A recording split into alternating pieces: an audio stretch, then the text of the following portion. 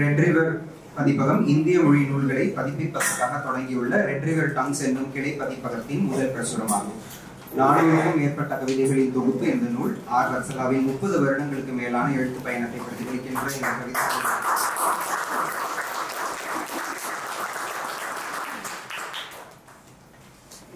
R. வத்சலாவின் 30 வருடங்களுக்கு மேலான எழுத்து பயணத்தை பிரதிபலிக்கின்ற இந்த கவிதைகளின் பாடுபொருள் பெண்ணியம் சார்ந்த கேள்விகள், சமுதாயத்தில் நிலவும் ஏற்றத்தாழ்வுகள், விளிம்பு நிலை மாந்தர்களின் நிலை என பரந்த களம். இந்த பாடுபொருளை புரிந்துணர்வோடும் லேசான கிண்டலோடும் பேசுகின்றன இந்த கவிதைகள். வத்சலா தன் கவிதைகளில் மனித உறவுகளின் சிக்கல்கள் பற்றியும், அன்பு, காதல், குடும்பம் சார்ந்த உறவுகள் பற்றியும் பேசுகிறார். அவரது கவிதைகள் இறுதியில் மனிதனாக இருப்பது பற்றியும், மனித மனத்தின் உன்னதத்தை கொண்டாடுவது பற்றியும், சின்ன சின்ன விஷயங்களில் ஜீவிக்கின்ற வாழ்வை பற்றியும் பேசுகின்றன. 1943 பிறந்து 1991 எழுத தொடங்கிய இவர் கதாசிரியரும் ஆவார். ஐஐடி சென்னையில் சிஸ்டம்ஸ் இன்ஜினியராக பணியாற்றி ஓய்வு பெற்றவர். பெண்ணியம் சார்ந்த கவிதைகளுக்காக அறியப்படுகின்ற இவரது படைப்புகள் சுபமங்களா, கனையாழி, திண்ணை, பூபாலம் முதலிய இலக்கிய இதழ்களில் பிரசுரமாகியுள்ளன. இவரது அதுவும் கடந்து 1992ஆம் ஆண்டு ஜூலை மாதத்தின் சிறந்த சிறுகதையாக இலக்கிய சிந்தனையால் தேர்ந்தெடுக்கப்பட்டது. இவருடைய கோபங்கள் என்னும் சிறுகதை அக்னி சுபமங்களா பரிசும், மூளை என்னும் சிறுகதையும், சின்ன சின்ன இழை சிறுகதையும் ராஜேஸ்வரி பாலசுப்ரமணியம் பரிசும் பெற்றுள்ளன. இவை பிரசுரமாகியுள்ள இவரது சின்ன சின்ன இழை சிறுகதை தொகுப்பில் இடம்பெற்றுள்ளன. இவர் சுயம் மற்றும் நான் ஏன் கவிஞர் ஆகவில்லை ஆகிய 2 கவிதை தொகுப்புகள் வெளியிட்டுள்ளார். நான் ஏன் கவிஞர் ஆகவில்லை கவிதை தொகுப்பு 2018 நாங்கள் தான் லான்ச் பண்ணோம். ஸோ அந்த பெருமையை எங்களுக்கு தான் இருக்கு. நான் ஏன் கவிஞர் ஆகவில்லை என்னும் கவிதை தொகுப்பு கவிதை உறவு முதல் பரிசு பெற்றது. அதன் தொகுப்பு பிரகிருதி ஃபவுண்டேஷன் தான் வெளியிட்டது. இவருடைய முதல் புதினம் வட்டத்துள் திருப்பூர் தமிழ்ச்சங்க விருது பெற்றது. கண்ணுக்குள் சற்று பயணித்து இவருடைய 2வது புதினமாகும். இரு புதினங்களும் ஆங்கிலத்தில் மொழிபெயர்க்கப்பட்டு வெளியாகியுள்ளன. கலைஞன் பதிப்பகம் 2017 வெளியிட்ட வத்சலாவின் படைப்புலகம் என்னும் நூல் அவரது நேர்காணல் மற்றும் அவரது படைப்புகள் பற்றிய உரையாடல்களும் அடங்கியது. இவரது கவிதைகள் ஆங்கிலத்தில் மொழி மாற்றம் செய்யப்பட்டு பல தொகுப்புகளில் இடம்பெற்றுள்ளன. இப்போ நான் நாவே அருள் அவர்களை மேடைக்கு அழைக்கிறேன்.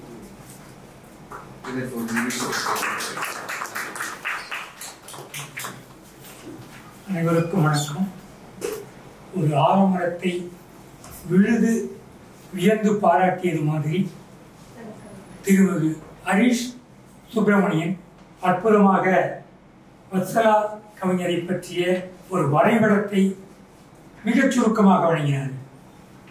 இதனுடன் இந்த நிகழ்ச்சி ஆரம்பமாகிறது. வத்சலா கவிதையுடனேயே இந்த அரங்க நிகழ்வு தொடங்குகிறது. அவருடைய கவிதை உண்டு. ஒரு சில கவிதைகளை ஒளித்து வைத்துக் கொள்கிறேன் எனக்காக. வத்சலா அவர்களை இனி நீங்கள் ஒளித்து வைக்க முடியாது. இந்த விழாவின் நோக்கமே அவற்றையெல்லாம் வெளிக்கொண்டு வருவதுதான். முனைவர் சுப்பிரமணியம் ஸ்ரீலதாவின் முழு நேர வேலையை நீங்கள் பதுக்கி வைத்திருப்பதையெல்லாம் பார்வைக்கு கொண்டு வருவதுதான். வத்சலா அவர்களை இனி உங்கள் கவிதைகளை நீங்கள் ஒழித்து வைக்க முடியாது. இந்த கவிதையுடனேயே இந்த நிகழ்ச்சியை தொடங்குகிறோம். இப்பொழுது மேடைக்கு சிறப்பு விருந்தினர்களை அளிக்கலாம். மிக சிறந்த ஒரு கண்ணியத்திற்கு பெயர் வாய்ந்த ஆன்மீகத்திற்கு சிறந்து விளங்குகிற அற்புத இலக்கியவாதியாக திகழ்கின்ற மரியாதைக்கும் மாண்பிற்கும் உரிய கலைமாமணி திருப்பூர் கிருஷ்ணன்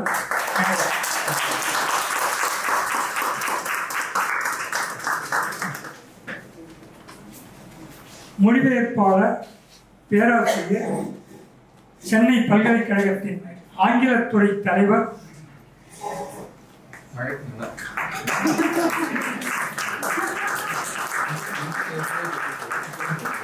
முனைவர் சுப்பிரமணியம் அவர்கள் கௌரவிக்கிறார்கள். ஸ்ரீலதா அவர்கள் அனன்யா அவர்கள் நினைவு பரிசினை ஐயாவுக்கு வழங்குகிறார்கள். இப்பொழுது அடுத்ததாக சிறப்பு விருந்தினர் மொழிபெயர்ப்பாளர் பேராசிரியர் சென்னை பல்கலைக்கழகத்தின் ஆங்கில துறை தலைவர் முனைவர் ஆர் அழகரசன் அவர்களை மேடைக்கிறோம். இவரை கௌரவிப்பதற்கு முனைவர் கே வி சுப்பிரமணியம் அவர்கள் பொன்னாடை போர்த்துகிறார்கள். செல்வி அனன்யா புத்தகங்களை நினைவு பரிசாக வழங்குகிறார்.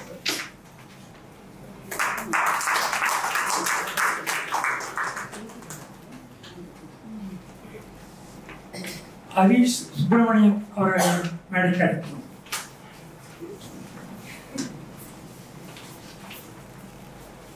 அடுத்து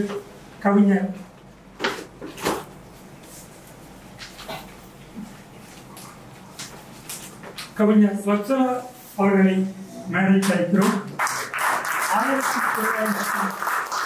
1991 முதல் 2003 வரையில் உள்ள முழு தொகுப்பையும் அவர்கள் இன்றைக்கு வழங்கியிருக்கிறார்கள்.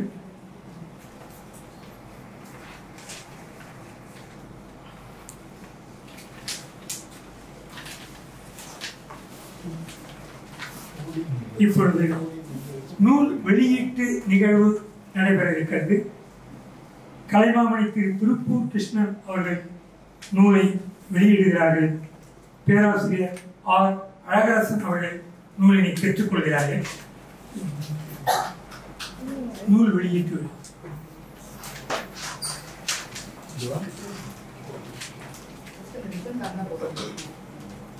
திருமதி அருள்மொழி அவர்கள் தமது வர இயலாமை உடல்நலை சரியில்லாத வர இயலாமை தெரிவித்திருக்கிறார்கள். அவர்கள் கவிஞருக்கும் விழாவுக்கும் வாழ்த்தினை தெரிவித்திருக்கிறார்கள்.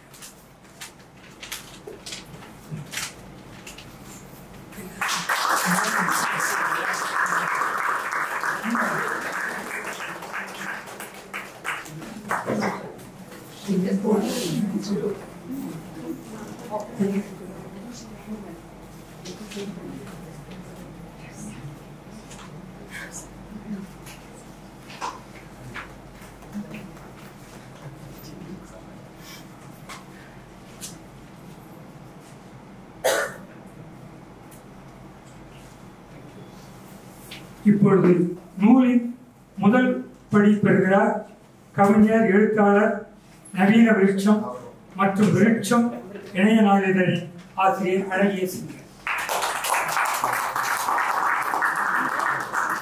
அவரை முனைவர் கே வி சுப்பிரமணியம் அவர்கள் பொன்னாடை போட்டி அனன்யா அவர்கள் நினைவு பரிசை வழங்கி கௌரவிக்கிறார்.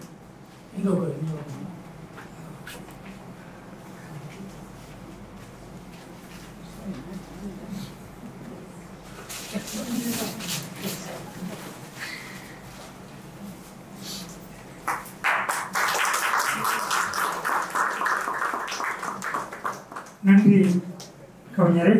அடுத்து குவிகம் என்கிற அமைப்பினை மிக சிறப்பாக நடத்தி வருகின்ற திருவானந்தம் அவர்களை மேடைக்கு அழைக்கிறோம்.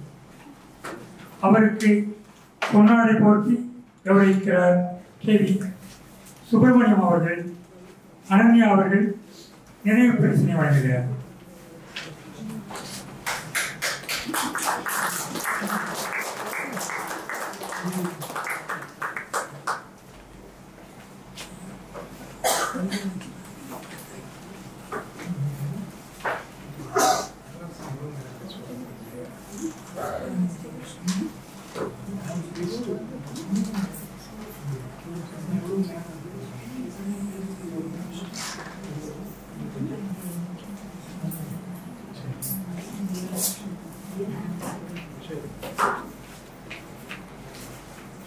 நாம் அழைப்புதலில் கூறியிருக்கிற மாதிரி, அதில் குறிப்பிட்டிருக்கிற மாதிரி, முதலில் நமது கவிஞர் கவிதையை வழங்குகிறார்கள்.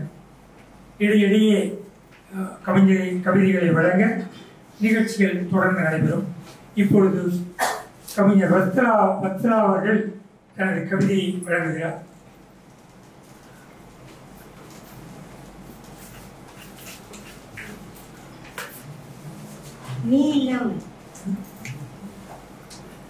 நீ இல்லாமல் நினைக்க தெம்பில்லை தோழனே. ஒரு தோழமை இழப்பின் நிச்சயத்தன்மை என்னை நிலைக்குலைய செய்து விட்டிருந்த சமயம் அது.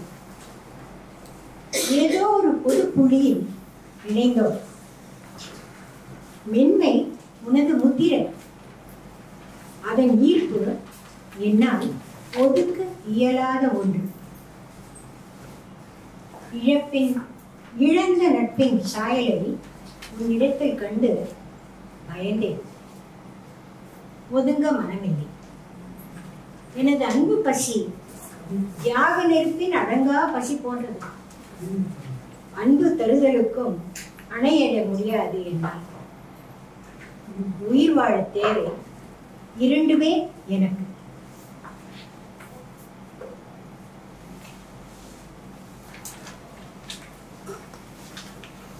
இப்போது கூட நேரம் இருக்கிறது. நட்பு உனக்கோ சாதாரண விஷயம் எனில் விலகிவிடு. இன்றே பிழைத்துக் கொள்வேன் நான். சிறிதளவு இரத்த கசிவுடன் நட்பின் இழப்புக்கான முதலுதவி பெட்டி இருக்கிறது இன்னமும் மனதில் ஒரு மூலை. நாளை கடந்து விடலாம் நேரம்.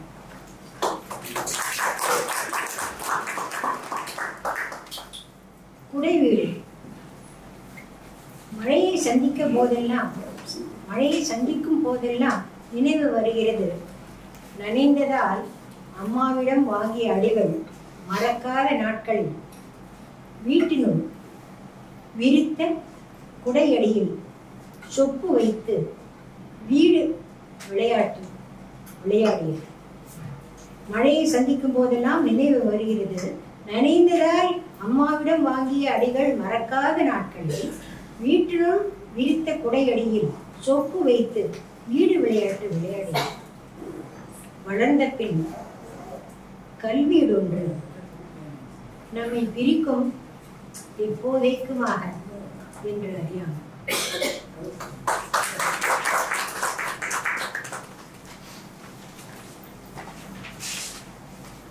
பெய்யும் மழை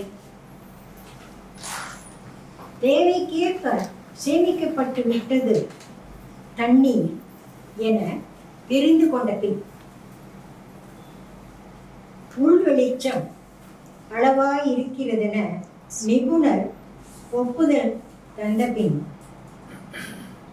கூரை சல்லடைகளை ஆராய்ந்தவர் கட்டை விரலால் லை காட்டிய பின், அவள் அங்கலட்சணங்கள் எத்தனை இருக்கைகளை நிரப்பும் என அனுமானித்திருந்த தயாரிப்பாளர் அரைகுறை ஆடை ஈரத்தில் மெல் கண்ணாடியாகும் என நிச்சயித்துக் கொண்ட பின் தலையசை தேவைக்கேற்ப சேமிக்கப்பட்டு விட்டது தண்ணீர் என தெரிந்து கொண்ட பின், உள்வெளிச்சம் அளவாயிருக்கிறது என நிபுணர் ஒப்புதல் தந்த பின், கூரை சல்லடைகளில் ஆராய்ந்தவர் கட்டை விரலால் லை காட்டிய பின், அவள் அங்கலட்சணங்கள் எத்தனை இருக்கைகளை நிரப்பும் என அனுமானித்திருந்த தயாரிப்பாளர் அரைகுறை ஆடை ஈரத்தில் மெல் கண்ணாடியாகும் என நிச்சயித்துக் கொண்ட பின் தலையசைக்க இயக்குனர் குரல் உயர்த்தி பெய் என பெய்யும் மழை.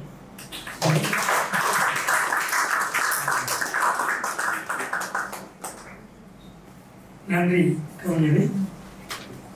சரியாக மூடாமல் சொட்டும் குழாய், ஒருவரும் இல்லா அறையில் எரியும் மின்விளக்கு, உருண்டை சோற்றுக்காக கரையும் காக்கை, ஒரு பிஸ்கோத்துக்காக நம் பின்னே வரும் நாய்க்குட்டி, காலி வயிற்றோடு பணிபுரியும் சமையல்காரி, கடந்து விடுகிறோம் எப்படியோ இயல்பாக என்ற கவிஞரின் கவிதையின்படி, ஒரு கவிஞர் கவனிக்கப்படாத விழாவாக இருந்துவிடக்கூடாது என்ற கவனத்துடன் வருகிறார் கலைமாமணி திருப்பூர் கிருஷ்ணன்.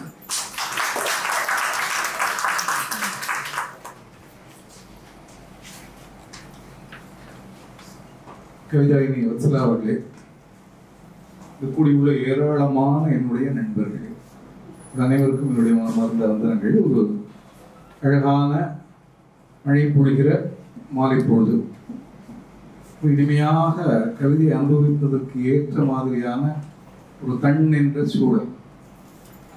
திரு அழகரசன் அவர்கள் பேச வருகிறார். நாவை அருள் அவர்கள் மிக அழகாக முன்னுரை வழங்கினார். இந்த ஒருங்கிணைப்பாளர் அழகான ஒரு குடுமை வைத்துக் கொண்டு சிறந்த உச்சரிப்பில் சிறப்பாக கூட்டத்தை தொடங்கினார். அவருடைய பெயர் ஹரிஷ் அவர்கள் மிக சிறப்பாக பிள்ளையார் சொல்லி போட்டிருக்கிறார். இப்பொழுது கோடியும் இல்லை, அதனால கையில் வச்சுட்டு தான் பேசணும். இப்போ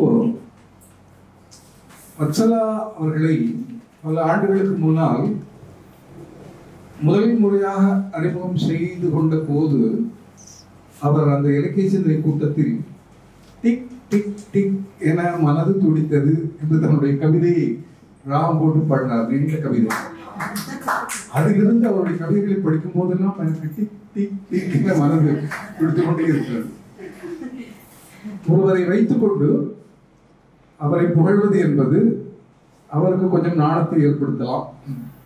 ஆனாலும் உங்கள் முன்னிலையில் நான் சொல்லிக்கொள்ள விரும்புகிற ஒரு முக்கியமான விஷயம், இங்கு சக காலத்திலிருந்து மரபு கவிதை தொடங்கி புதுக்கவிதை தொடங்கி பல விஷயங்களை ஆராய்ந்து இறுதியில் இவருடைய இடத்தை நான் நிறுவ இருக்கிறேன். அவர் மேல் கொண்ட அன்பாலோ அல்லது அவர் எனக்கு மிகவும் நெருக்கமான ஒரு சகோதரி என்பதாலோ என்னுடைய பாராட்டுக்களையோ விமர்சனத்தையோ நான் குறைத்துக் கொள்ள முடியாது இல்லையா? ஒரு 40 ஆண்டு காலம் பத்திரிகை துறையில் இதழியல் துறையில் எழுத்தாளனாக இயங்குகிற பொழுது தெரியாதவர்கள் என்று யாருமே இருக்க முடியாது. எனவே நமக்கு தெரிந்துவிட்ட ஒரே காரணத்திற்காக அவர்களை குறைத்து மதிப்பிடுவது என்பது நியாயமாக இருக்காது. நிறைய போட்டிகளில் என்னை நடுவராக இப்போது கூப்பிடுகிறார்கள். ஏராளமான முக்கியமான பல போட்டிகள், இதெல்லாம் வெளியே சொன்னால் வந்து அதையார் சொல்வதற்கில்லை. அண்மையில் அப்படி நான் நடுவராக இடம்பெற்ற ஒரு போட்டி ஓம் சக்தி குருநாவல் போட்டி. அதில் வடிகட்டி ஒரு 35 குருநாவல்களை என்னிடம் கொடுத்தார்கள். 35 பேரும் எனக்கு நன்கு தெரிந்தவர்கள். என்ன செய்ய முடியும்? இது ஒரு சங்கடமான சூழலாகத்தான் என் போன்றவர்களுக்கு ஆகிறது. ஆகையால் நான் உங்களிடம் ஏற்கனவே சொன்னதை திரும்பவும் வற்புறுத்தி சொல்ல விரும்புவது, என்னுடைய மதிப்பீடு என்பது இவர் மேல் நான் கொண்ட அன்பு சார்ந்தது அல்ல. இவருடைய கவிதைகளில் ஒரு விமர்சனாக கானாசு வெங்கட்சாமிநாதன் இவர்கள் எல்லாம் எப்படி இயங்கினார்கள் அப்படி கராராக படித்து ஓரளவு என்னுடைய பாராட்டை குறைத்துக் கொண்டு இந்த விஷயங்களை இங்கு சொல்ல நான் முன் வருகிறேன்.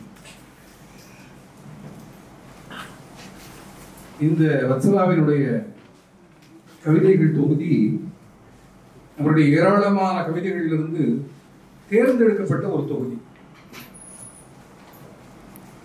உங்கள் அனைவருக்கும் தெரிந்த மாதிரி இது ஒரு புதுக்கவிதை தொகுதி. புதுக்கவிதை தொடக்கத்தில் தோன்றிய போது அதற்கு அப்படியே சிவப்பு கப்படம் போட்டு வரவேற்பு இருக்கவில்லை. கடுமையான விமர்சனங்கள் எழுந்தன. கண்ணதாசனுடைய அழகிய வசனத்தை மிகச்சிறந்த புதுக்கவிதை என்று ஒருவர் சொல்லி அவருடைய ஞானமாலிகா புஷ்பமாலிகா ஆகிய 2 நூல்களையும் அவரை முன்வைத்துக் கொண்டு ஒரு மேடையில் பாராட்டிய போது அவர் திடீரென்று எழுந்து, அழகிய வசனம் என்று சொல்லுங்கள், இதற்கெல்லாம் கவிதை அந்தஸ்து கொடுக்காதீர்கள் என்றார் கண்ணதாசன். எஸ் நல்லபெருமாள் என்று ஒரு விமர்சகர் இருந்தார். வள்ளுவர் கூட்டம் பக்கத்தில் அவருடைய வீடு. மலையாளம் தாய்மொழி, தமிழ் விமர்சகர். அவர் புதுக்கவிதை என்பது அழகாக நாற்காலி செய்து அதை உடைத்து போடுகிற மாதிரி சொல்லிக் கொண்டிருந்தார். கவிஞர் KCS அருணாச்சலம் கவிதை என் கைவாள் என்கிற அற்புதமான மரபு கவிதை நூல் எழுதியவர் புதுக்கவிதையை ஒரு இலக்கிய வகையாகவே ஒப்புக்கொள்ளவில்லை. இவர்களையெல்லாம் நண்பர்களாக கொண்டிருந்த நான் பார்த்த சாரதி புதுக்கவிதையை ஒரு தீவிரமான அலட்சியத்துடன் தான் பார்த்தார். அப்போ ஒரு நாள் சீசு செல்லப்பா தீபம் அலுவலகத்தின் மாடி ஏறி வந்து நான் பார்த்த சாரதியிடம் அருகே அமரச் சொல்லி, நான் பிச்சமூர்த்தியின் காட்டு வாத்து என்கிற கவிதை தொகையிலிருந்து சில கவிதைகளை படித்து காண்பித்து அதற்கு பொழிப்புரை விளக்கமெல்லாம் சொன்ன பிறகுதான் நான் பார்க்க ஆச்சரியத்தோடு அதன் மேல் ஒரு மரியாதை ஏற்பட்டது. அதன் பிறகு மு. மேத்தா கவிதைகள் உட்பட பல கவிதைகளை அவர் தீபத்தில் வெளியிடலானார். புதுக்கவிதை அப்படி ஒரு போராட்டத்தோடு தான் இந்த இலக்கிய உலகில் உள்ளே நுழைந்தது. ஆனால் இப்போது அங்கீகரிக்கப்பட்ட ஒரு வகையாக அது மாறிவிட்டது. இந்த புதுக்கவிதையில் 2 வகையான போக்குகள் இருக்கின்றன. அதில் வத்சலா அவர்கள் எந்த வகை போக்கு என்பதை நாம் நிர்ணயிக்க வேண்டும். ஒரு வகை போக்கு பண்டித ரீதியாக மரபு தமிழை படித்தவர்கள் புதுக்கவிதையை கையாண்ட போக்கு. மு. மேத்தா, நா. காமராசன், சிற்பி, ஈரோடு தமிழன்பன் இவர்களெல்லாம் அந்த வழியில் வந்தவர்கள். சில இலக்கிய விமர்சகர்கள், சில இலக்கிய இதழ் சார்ந்தவர்கள் தேவையில்லாத சண்டை சச்சரவுகளை உருவாக்கி இந்த இரண்டு அணிக்கும் இடையே ஏதோ பிளவு இருப்பது போல சொல்கிறார்கள். எனக்கு அதில் உடன்பாடு இல்லை. அது ஒரு வகை போக்கு, இது இன்னொரு வகை போக்கு. இரண்டிலும் அழகான நேர்த்தியான பல கவிதைகள் இருக்கின்றன. அந்த பண்டிதர்கள் எழுதிய கவிதை போக்கில் மரபு சார்ந்த நயங்கள் இருந்தன. உதாரணமாக கவிஞர் மு. மேத்தா எழுதிய செருப்புக்களுடன் ஒரு பேட்டி என்கிற ஒரு கவிதை, தீபத்தில் வெளிவந்த கவிதை. அது உத்தி வகையில் சிறப்பான ஒரு கவிதை. ஒரு நிருபர் செருப்புகளை பேட்டி காண்கிறார். யார் எப்படி எங்க இருக்கிற இதெல்லாம் செருப்புகள் பதில் சொல்லிக் கொண்டே வருகின்றன. நாங்கள் அடிக்கடி எதிர்த்து கூட்டம் போடுகிறோம். அவசர அவசரமாக எங்களை எல்லாம் கலைத்து விடுகிறார்கள். முதலில் எங்களுடைய எதிர்ப்பை தெரிவிக்கிறோம், கால் படப்பட சமாதானமாகி விடுகிறோம். இதெல்லாம் சொல்லிக்கொண்டே வரும். கடைசியாக ஒரு கேள்வி நிருபர் கேட்பார். ஏதேனும் மறக்க முடியாத இனிய நினைவு? செருப்பு பதில் சொல்லும். தலைவனை கண்டதும் நாணத்தால் கவிழும் தாமரை கண்கள் தலைவன் முகத்தை பார்ப்பதற்கு முன்னால் எங்களைத்தான் பார்க்கின்றன என்று அது முடியும். இது பழந்தமிழ் மரபில் வருகிற கற்பனை. ஆனால் இப்படிப்பட்ட ஒரு போக்கு தமிழுக்கு தேவைதான். அப்படி நிறைய பேர் கவிதைகள் எழுதினார்கள். நா. காமராசன், நாங்கள் நிர்வாணத்தை இருக்கிறோம், மாடை வாங்குவதற்காக எல்லாம் புகழ்பெற்ற பல வரிகள். இன்னொரு பாணி கவிதை என்பது நா. பிச்சமூர்த்தி தொடங்கி வைத்த ஒரு மரபு. அந்த பாணியில் பிரமிழ், நகுலன், ஞானக்கூத்தன், வத்சலா உட்பட எல்லோரும் கவிதை தொடர்ந்து எழுதி வருகிறார்கள். ரொம்ப அற்புதமான சிந்தனையை தூண்டக்கூடிய நுணுக்கமான ஒரு பாணி என்று இந்த பிச்சமூர்த்தி பாணியை சொல்ல வேண்டும். ஒரு சில அந்த பாணி கவிதைகளை, சின்ன சின்ன கவிதைகள் இங்கே சொல்ல விரும்புகிறேன். முக்கியமாக என்னுடைய மனதை பெரிதும் கொள்ளை கொண்ட ஒரு மாபெரும் கவிஞர், மிகுந்த கோபக்காரர், ஆனால் இனிமேல் மட்டும் கோபம் இல்லாமல் அளவற்ற பாசம் செலுத்தியவர் கவிஞர் பிரமிழ். அவருடைய புகழ்பெற்ற கவிதை இங்கு பலருக்கு தெரிந்திருக்கும். ஒரு பறவையின் சிறகில் இருந்து புதிர்ந்த இறகு காற்றின் தீராத பக்கங்களில் அதன் வாழ்வை எழுதி செல்கிறது. அழகான ஒரு கற்பனை. நகுலன் தமிழ் கவிதையில் ஒரு தடம் பதித்தவர். நான் இறந்த பிறகு எனக்கு அஞ்சலி கூட்டங்கள் நடத்த வேண்டாம், ஏனென்றால் என்னால் வர முடியாது. ஆத்மானாம் என்கிற கவிஞர், ஆத்மானாம் என்கிற கவிஞர் அல்பாயுசில் போய்விட்டார். அவர் மட்டும் இருந்திருந்தால் இன்று மிக பெரிதும் பேசப்படுகிற ஒரு கவிஞராக அவர் இருந்திருப்பார். அற்புதமான மனிதர். அவரை ஒரே ஒரு முறை நான் சந்தித்திருக்கிறேன். மிக மிக மென்மையானவர். திலீப் குமார் எழுத்தாளர் அவருடைய திருமணத்தின் போது அவரை நான் அறிமுகப்படுத்திக் கொண்டேன். இந்த செருப்பை போல் எத்தனை பேர் தேய்கிறார்களோ, இந்த கொடையை போல் எத்தனை பேர் பிழிந்தெடுக்கப்படுகிறார்களோ, இந்த சட்டையை போல் எத்தனை பேர் கசங்குகிறார்களோ, அவர்கள் சார்பில் உங்களுக்கு நன்றி, இத்துடனாவது விட்டதற்கு. அக் பரந்தாமன் என்று ஒரு கவிஞர் இருந்தார். அவருக்கு யதார்த்த வாழ்க்கையினுடைய சூட்சுமங்கள் புரியவில்லை. அவரே ஒரு நடுத்தர வசதிக்கு கீழான மனிதர், திரைப்படம் எடுக்கிறேன் என்றெல்லாம் ஆரம்பித்து பொருளை எல்லாம் இழந்து காலமாகிவிட்டார். மிக சிறந்த ஒரு கவிஞர். அவர் தீபத்தில் எழுதிய ஒரு கவிதை, கால மருத்துவச்சியின் காவலுடன் கலை பிரசவத்திற்காக காத்திருக்கும் ஞான கர்ப்பிணி நான், பெரிதினும் பெரிதையை பெற்றெடுப்பேன், பேனாமுனையை தொட்டெடுப்பேன் என்றெல்லாம் எழுதியவர். இப்படியான மரபு கவிதை, புதுக்கவிதை துறையில் ஒரு வித்தியாசமான அம்சம் சங்க காலத்திலேயே தலை காட்டியது. அது சிறுகதையில் கவிதையை அமைப்பது. ஒரு கவிதை கவிதையாகத்தான் இருக்கிறது, ஆனால் அது ஷெல்லி எழுதிய புரூக் போல அப்படியெல்லாம் அல்லாமல் ஒரு சம்பவத்தை உள்ளடக்கிய கவிதையாக இருக்கிறது. அப்படிப்பட்ட கவிதை சிறுகதைகள் அல்லது சிறுகதை கவிதைகள் தொன்று தொட்டு நம் மரபில் வந்திருக்கின்றன. சங்க பாடல்கள் ஏராளமானவை அந்த கவிதைகள் ஒரு சிறுகதைகளாகவும் கூட இருக்கின்றன. ஒருவன் வந்து என் கையை பிடித்தான், அம்மா என நான் கத்தினேன். அன்னை வந்து என்னவென்று கேட்டாள். உன்னுநீர் விக்கினான் என்று சமாளித்தேன். நகை கூட்டம் செய்தான் அக்கழ்வன் மகன். அவன் வந்து கையை பிடிச்சதுக்கு தான் கத்திருக்கிறாள் என்றாலும் அதை அவள் சமாளித்த விதத்தை பார்த்து அந்த கழ்வன் நகை கூட்டம் செய்தான் என்று ஒருத்தி சொல்வதா. இதெல்லாம் சம்பவங்கள். இப்படி நிறைய சங்கப்பாடல்கள் வருகிறது.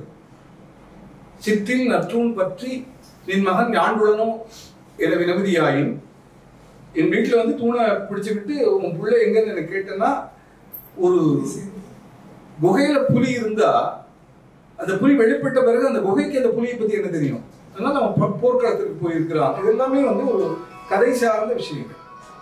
இந்த மரண கவிதையில் கதை சார்ந்த விஷயங்களை மகாகவி பாரதியார் படித்து பார்த்திருக்க வேண்டும்.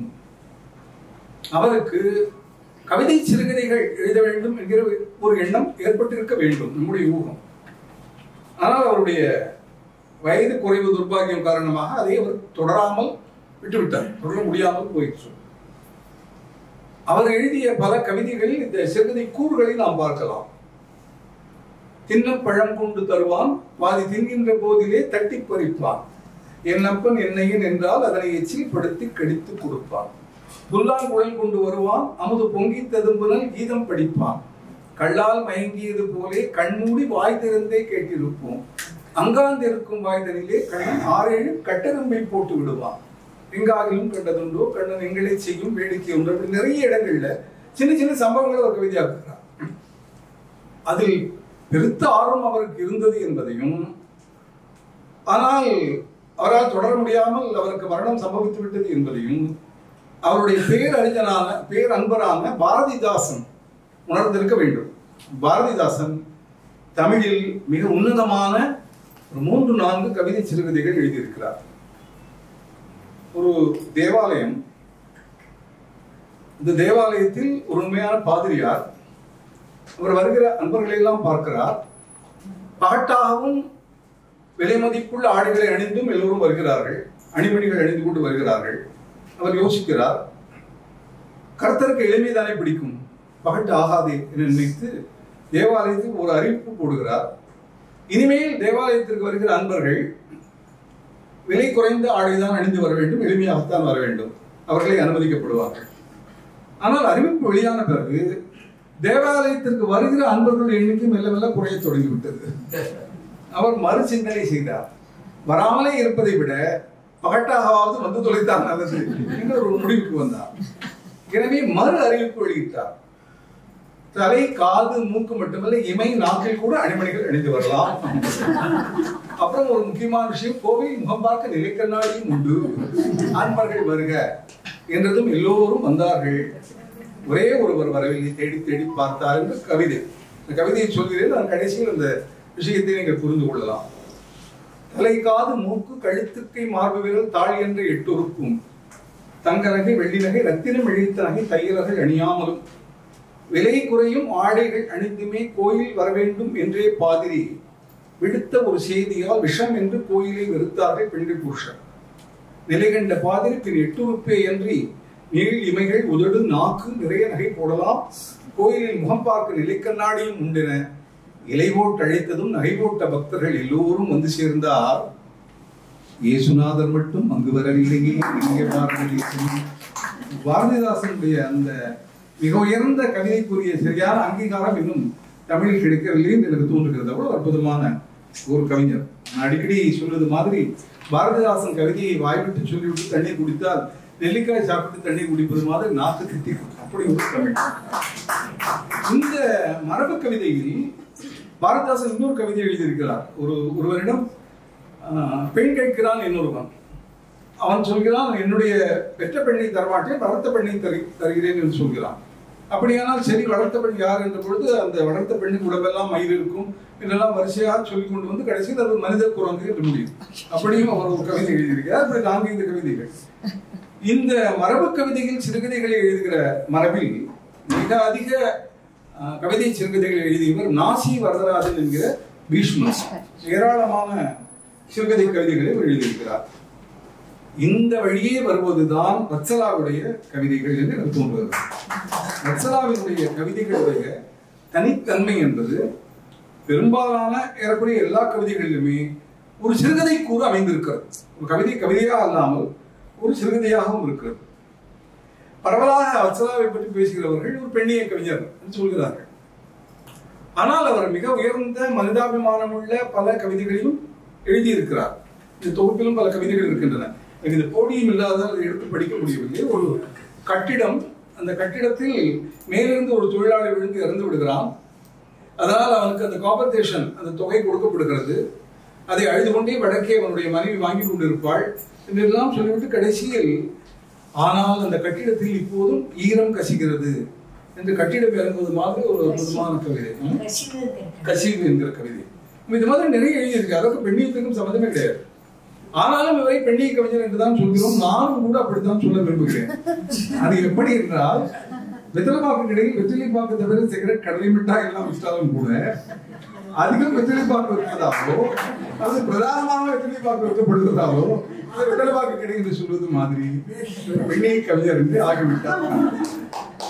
சரி, அப்படியானால் அவருடைய இந்த பெண்ணிய கவிஞர் என்பதை நாம் வகைப்படுத்துகிற பொழுது பெண்ணியம் என்பது என்ன என்பதையும் சற்று ஆலோசிக்க வேண்டும். நிறைய சகோதரிகள் வந்திருக்கிறீர்கள். தலித்தியம் என்று சொல்கிறோம்.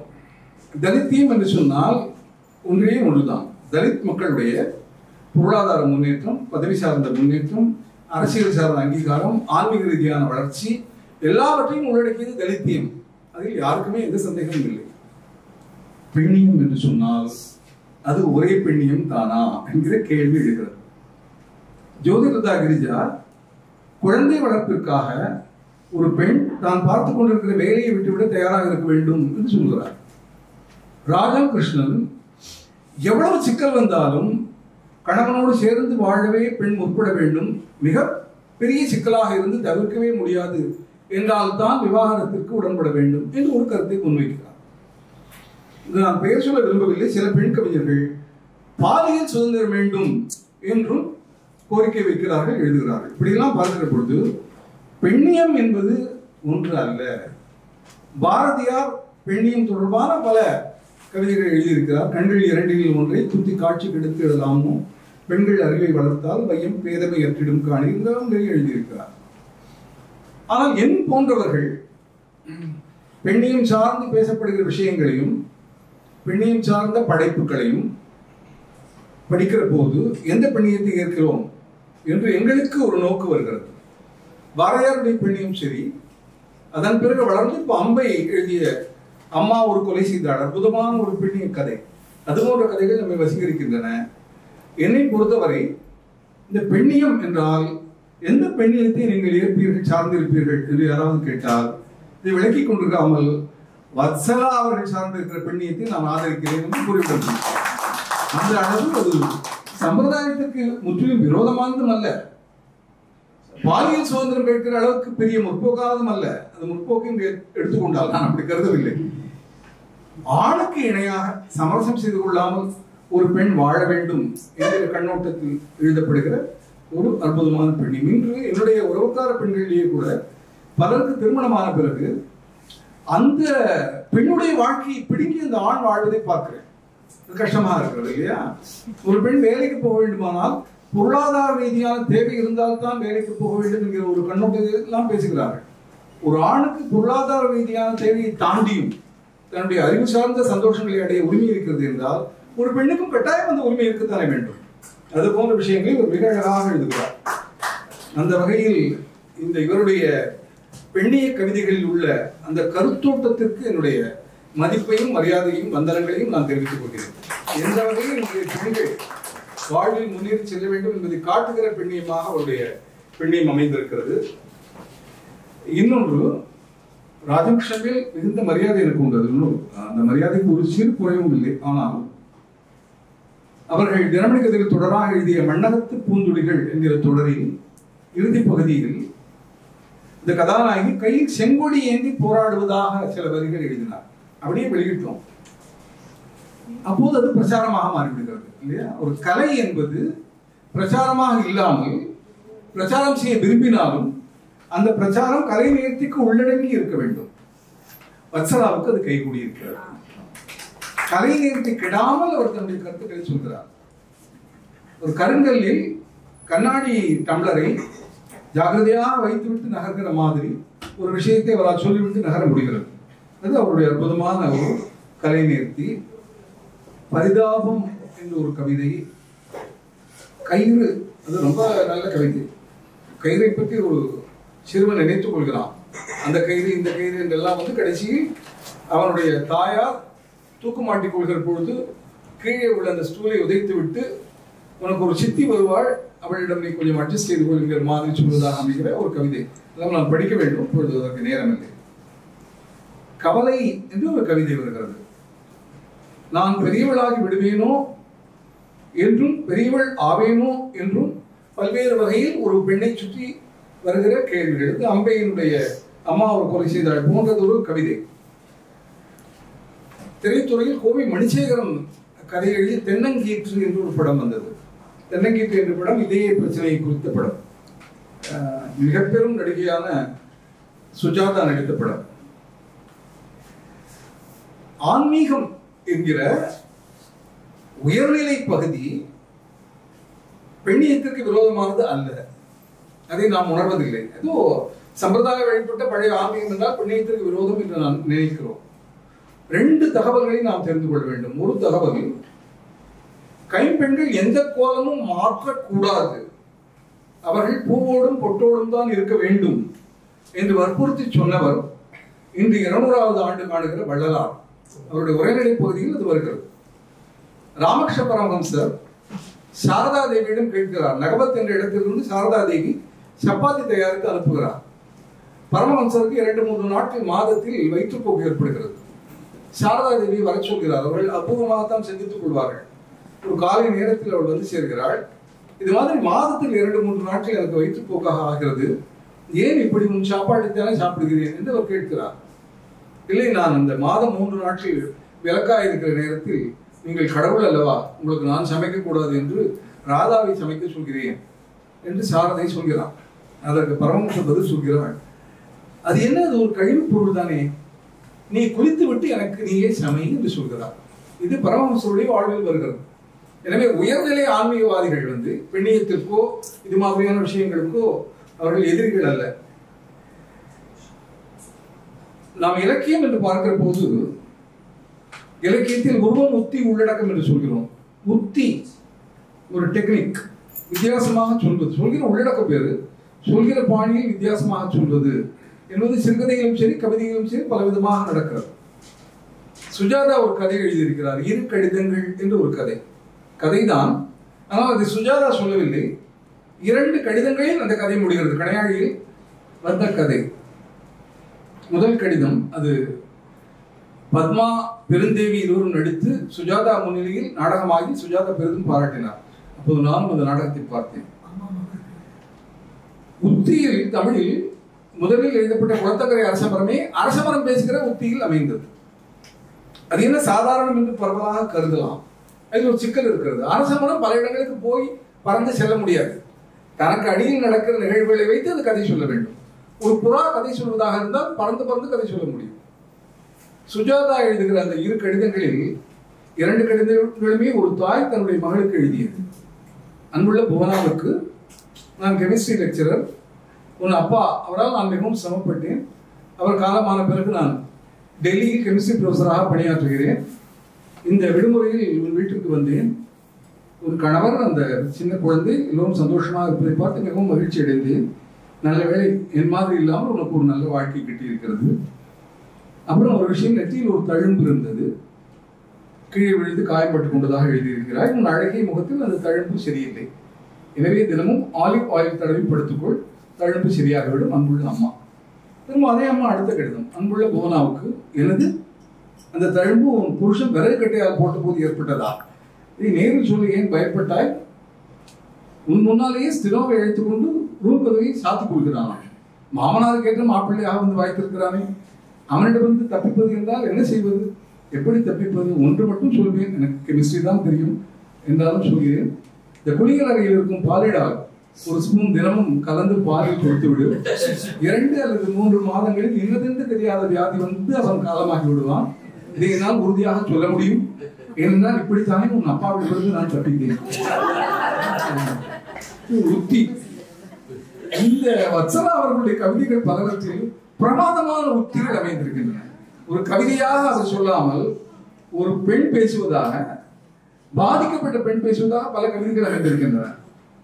ஒரு கவிதையை கவிதையாக எழுதாமல் அது ஏதாவது ஒரு உத்தியில் அமைத்து எழுதுவதற்கு ஒரு தனியான ஒரு சாமர்த்தியம் தேவை. அந்த அற்புதமான சாமர்த்தியம் அவருக்கு கைகூடியிருக்கிறது. கூடுகள் என்று ஒரு கவிதை. தன்னை விரட்டிய கணவனுடைய வீட்டில் கட்டியிருக்கும் பறவையினுடைய கூடு சிதையுமோ என்று எண்ணி வத்சலாவின் மனம் வருந்துகிறது. அது ரொம்ப அழகான ஒரு கவிதை. உண்மையில் இந்த 200வது ஆண்டு வள்ளலாறு கொண்டாடுகிறோமே, வாடிய பயிரில் கண்டபோதெல்லாம் வாடினேன் என்கிற மாதிரி கணவனை விட்டு பிரிந்து விட்ட பெண், ஆனால் அந்த கணவன் வீட்டில் அவள் இருந்தபோது கட்டிய இந்த பறவை கூடு சிதையுமோ என்று வருந்துவதாக ஒரு கவிதை. உமர் கய்யாமினுடைய ஒரு கவிதையை கவிமணி மொழிபெயர்த்திருக்கிறார். களிமண்ணால் ஒரு குயவன் பானை செய்து கொண்டிருக்கிறான். உமர் கய்யாம் அருகே நின்று அதை கவனிக்கிறார். அப்போது களிமண் பேசுகிறது. அது பற்றி ஒரு கவிதை, கவிமணியினுடைய மொழிபெயர்ப்பு. மண்ணை எடுத்து ஒரு குயவன் மயக்கி பிசையும் வேளையிலே திண்ணை அருகே சென்றிருந்தேன், செய்யும் செயலும் கண்டிருந்தேன். அண்ணா மெல்ல மெல்ல என அமைந்த அழுகை குரல் கேட்டேன், கண்ணில் காணா நாவாலே களிமண் கரைவது என உணர்ந்தேன் என்று அந்த உயர்ந்த மேம்பட்ட அன்பான மனம் இருந்தால்தான் வத்சலாவுடைய சில கவிதைகளை எழுத முடியும். எனவே அவருடைய மனதினுடைய மேம்பாடு, ஆழ் மனதில் இருந்ததான் கவிதை இருக்கிறது. அது பல இடங்களில் மிகச்சிறப்பாக அமைந்திருக்கிறது. எழுத்து பிழைகளும் சில உண்டு என்பதை மிகுந்த வருத்தத்தோடு குறிப்பிடுகிறேன். உங்களிடம் நான் பகிர்ந்து கொண்டுள்ளேன், பின்னட்டியில் பகிர்ந்து கொண்டுள்ளேன் என்றுள்ளது தவறு எடுத்துவிட வேண்டும். இன்னும் சில இடங்களில் ஒற்றுப்பிழைகள் இருக்கின்றன, அதை திருத்தலாம். அது ஒரு பெரிய விஷயம், அது ஒரு சின்ன விமர்சனம் தான். இன்னொன்று, கவிதை நூல் என்பதால் 3/4 பக்கம் என்று நீங்கள் கீழே இடைவெளி விட்டு கவிதையை வெளியிட்டிருக்கிற போது அந்த எழுத்துறவை இன்னும் சற்று பெரிதாக வெளியிட்டிருக்கலாம். அதனால் பக்கமும் கூட போவதில்லை. அப்படியானால் இன்னும் படிப்பவர்களுக்கு சௌகரியமாக இருந்திருக்கும். அதெல்லாம் அடுத்த பதிப்பில் நீங்கள் திருத்திக் கொள்ளலாம். பல்வேறு வகையான சிந்தனைகளை இந்த வத்சலாவின் கவிதைகள் தோற்றுவிக்கின்றன. அவருடைய நான் மிகவும் ரசித்த சில கவிதைகளை இங்கே வாசிக்க வேண்டும் என்று நான் நினைத்தேன். நான் ஏற்கனவே வத்சலா அவர்களும் நாவை அருள் அவர்களும் எல்லாம் கவிதைகளை வாசித்தார்கள். எனவே மீண்டும் இந்த கவிதைகளை வாசிக்க தேவையில்லை. ஆனால் சங்க காலத்திலிருந்து ஒரு மரபு வருகிறது. அது சிறுகதையை உள்வைத்து கவிதை எழுதுகிற மரபு. அது மரபு கவிதையில் நிறைய இருந்தது. அதனுடைய மிச்ச சொச்சங்கள் பாரதியார் கவிதைகளில் ஆங்காங்கே இருந்தன. பாரதிதாசன் அதை சிறிது கையாண்டார். ஆனால் புது கவிதையில் அப்படிப்பட்ட சிறுகதை கூறுகளை வைத்து எழுதுகிற மரபு என்பது பெரிதாக வளரவில்லை. ஆனால் வத்சலா அவர்கள் எழுதுகிற கவிதைகளில் 90% கவிதைகள் சிறுகதை கவிதைகளாக இருக்கின்றன. அந்த வகையில் அவருடைய கவிதைகளை மனமான பாராட்டுகிறேன். தற்கால புதுக்கவிதை வரலாற்றை பின்னாளில் எழுதுகிற போது எப்படி ஞானக்கூத்தன் பெயர் கட்டாயம் இடம்பெறும் இல்லையா?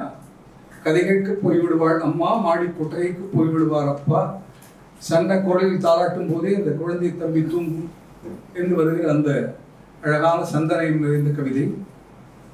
நான் பிச்சமூர்த்தியினுடைய கவிதைகள், கானா சுப்பிரமணியத்தினுடைய அந்த மயன் கவிதைகள், சுந்தர ராமசாமி பசுவையா கவிதைகள், பிரமிழ் கவிதைகள் என்றெல்லாம் வரலாற்றில் இடம்பெறுகிற அந்த கவிஞர்களின் பட்டியலில் கட்டாயம் வத்சலாவின் பெயர் சேரும். பாராட்டுகளை தெரிவிப்பதோடு இந்த பெரிய கவிதை தொகுதியை அது குவாலிட்டி மட்டுமல்ல, குவான்டிட்டி கூட, தரம் மட்டுமல்ல, அளவு நிறைய எழுதியிருக்கிறார். இத்தனை கவிதைகளை யோசித்து எழுத வேண்டுமானால் எத்தனை ராத்திரிகள் அவர் கண் விழித்திருப்பார் என்று தெரியவில்லை. அந்த பிரம்மாண்டமான கவிதை தொகுதியை எழுத்து விடாமல், நான் எழுத்து பிழை கூட சொன்னேன் இல்லையா, ஒரு எழுத்து விடாமல் திரும்ப திரும்ப 2 முறை படித்தேன். மேலும் பல முறை படிப்பேன், அதை அனுபவிப்பேன். இந்த கவிதை தொகுதியை பெண்கள் ஆண்கள் படிக்கிற பொழுது ஒரு சமன்பாடு, ஆணும் பெண்ணும் இணைந்து வாழ்வில் முன்னேற வேண்டும் என்கிற அந்த போக்கு தோன்றுவதற்கு இது ஒரு கருவியாக அமையும் என்று சொல்லி வத்சலா அவர்களை மனமாக பாராட்டி நன்றி கூறுகிறேன். அழகன் அவருடைய பேச்சு உங்களை கேட்பதற்காக நான் ஆவலாக இருக்கிறேன். அனைவருக்கும் மனமார்ந்த நன்றி.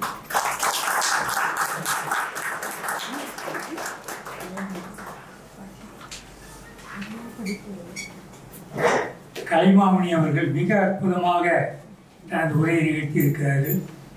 புதுக்கவிதையும் தோற்றமும் வளர்ச்சியும், புதுக்கவிதை தோற்றமும் வளர்ச்சியும் என்கிற ஒரு புத்தகத்தை நவீன வள்ளிக்கண்ணனாக இப்பொழுது வழங்கியதை ஒரு மேடையில் ஒரு 10 நிமிடங்களில் இப்படி பேச முடியுமா என்பது தெரியவில்லை. இன்னொன்று குறிப்பிட்டார், எனக்கு தெரிந்தவர் என்பதால் நான் பாராட்டாமல் இருக்க முடியுமா? தெரியாதவங்களாக இருந்தாலும் பாராட்டுவார். எனக்கு ஒரு ஞாபகம் இருக்கு, கல்கியில தீபாவளி மலர்ல ஒரு கவிதை, அஞ்சனாபுரம் அப்படின்னு ஒரு கவிதை. அந்த கவிதை ஒரு வேலைக்கு போகிற அந்த கொத்தடிமை என்னுடைய ஒரு சோகமான ஒரு வரலாற்று கவிதை. அதை படிச்சுட்டு இந்த தீபாவளி மலரிலேயே மிக உன்னதமான கவிதை இது அப்படி என்று ஒரு சான்றிதழ். யாரும் பார்த்து ஐயா தான். கவிதை எழுதியது நான். என் முகத்தை அதுக்கு முன்னோர் பார்த்ததே இல்லை. ஆனாலும் அப்படியான ஒரு சான்றிதழை வாங்கியது நான் அவ்வளவு ஆனந்தமாக இருந்தது. இன்று வத்சலா அவர்களுக்கு வாய்த்திருக்கிறது ஒரு வரம். கவிதை சான்றிதழ் அவர் கொடுக்க, கைத்தட்டுகள் நீங்கள் கொடுக்க, அவர் இன்றைக்கு கண்டது வரம். பல கவிஞர்களுக்கு உரிய நாற்காலி கிடைக்கவில்லையே என்று உருக்கமாய் சொன்னீர்கள். பல கவிஞர்களுக்கு உரிய நாற்காலி கிடைக்கவில்லையே என்று உருக்கமாய் சொன்னீர்கள். கவிஞர்கள் இனி அதை பற்றி கவலைப்பட வேண்டாம். ஏனென்றால் உங்கள் நாக்கை விட பெரிய நாற்காலி உண்டாம். நன்றி. அடுத்தது வழக்கம் போல இடையில் கவிதை அவர்கள் வாசிக்கிறார்கள். இரங்கல். நான் செய்தித்தாள் வாசித்துக் கொண்டிருந்தேன். தொலைபேசியில் ஏதோ ஒரு உறவு, இன்னி இந்து ஆபிச்சுவரி பாத்தியா என்றான் தயக்கத்துடன். இல்லையே என்றேன். மருமகனை கூப்பிடச் சொன்னாள். கூப்பிட்டேன் கலவரத்துடன். 2 வார்த்தைகள். எப்போ? சரி. தொலைபேசியை துண்டித்து உள்ளே போனான். மகளுடன் திரும்பினான். மகளின் முகத்தில் பூசி நின்ற கவலை என் முகத்தில் தெரிந்தது. என் அருகில் அமர்ந்து சொன்னான், அவன் போய்விட்டானா? எப்போதிலிருந்து அவன் அவரிலிருந்து அவன் ஆனான்?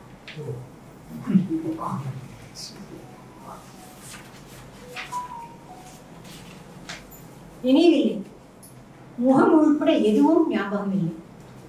வருத்தம், கோபம், வருத்தம் அவன் மேல், கடவுள் மேல், இந்த அழகான சமுதாயத்தின் மேல் எதுவுமே ஞாபகம் இல்லை. உழைப்பில், பாசத்தின் உறுதியில் எல்லாம் கரைந்து விட்டது. அப்போது 1 வயது குழந்தையாய் மடியில் தூங்கிய மகளையும் என்னையும் தவிக்க விட்டு போன பிறகு கடந்த 50 ஆண்டுகளில் ஏதோ ஒரு நாள் அவரிலிருந்து அவன் ஆகிவிட்டிருந்தான். இன்று அது ஆகியுள்ளான். அப்படியா என்றேன். செய்தித்தாளை விட்ட இடத்திலிருந்து தொடர்ந்தேன்.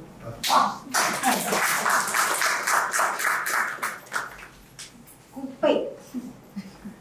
தனியே வசித்த அந்த பாட்டி இறந்து விட்டார். மகன் மேல் உயிர்.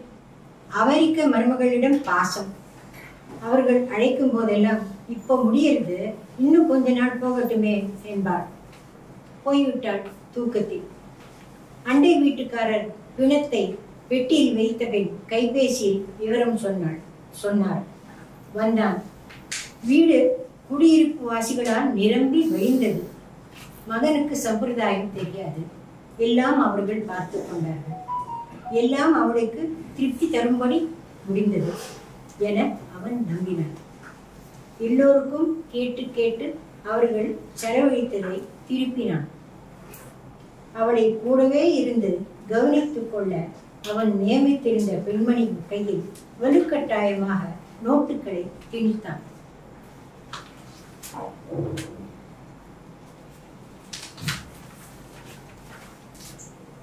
பிறகு அடுத்த வீட்டுக்காரரை கேட்டு தெரிந்து கொண்டான்.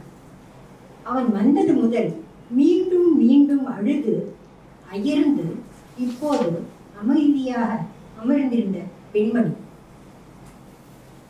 அந்த குடியிருப்பில் வாசலில் வைக்கப்படும் வகை பிரித்த குப்பைகளை கீழே கார்பரேஷன் வண்டியில் சேர்ப்பவன் என்று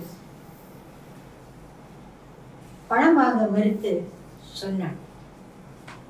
என்னை பார்க்கறச்ச தேங்க்ஸ் சொல்லுவாங்க. மீண்டும் உடைந்து போய் அழுதார்.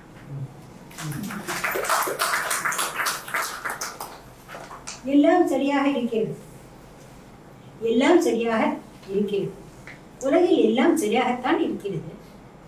உலகின் ஏதோ ஒரு மூலையில் பெண்களுக்கு கல்வி மறுக்கப்படலாம்.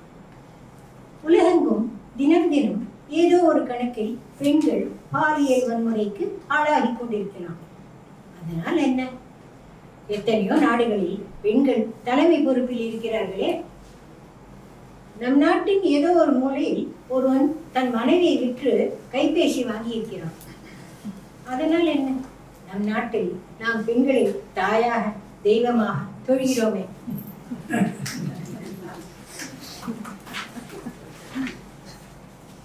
அடிக்கடி ஒரு தொழிலாளி சாக்கடைக்குள் உயிரிடுகிறான். அவன் என்றுமே மேல் எனப்படும் ஜாதியில் பிறந்தவனாக இருப்பதில்லை. அதனால் என்ன? நாம் தான் தெருக்களின் பெயர்களில் ஜாதியை முடித்து விட்டோம். போதாக்கரைக்கு ஒதுக்கீட்டு முறை வேறு, திறமையின் மதிப்பை குறைத்துக் கொண்டு. நான் சாப்பாட்டு மேஜையில் மின்விசிறியின் கீழ் அமர்ந்து சிற்றுண்டி சாப்பிடுகையில் சமையலறையில் தரையில் அமர்ந்து தன் தேநீரை அவளுக்கென வைத்திருக்கும் கோப்பையில் அருந்துவார் என் சமையற்காரி. எனக்கு தயாரிக்கும் போதெல்லாம் அவளுக்கும் உண்டு ஒரு வாய் தேநீர். வர்க்க வேதம் பார்ப்பதில்லை. நான் எல்லாம் சரியாகத்தான் இருக்கிறது. நான் நிம்மதியாக இருக்கேன்.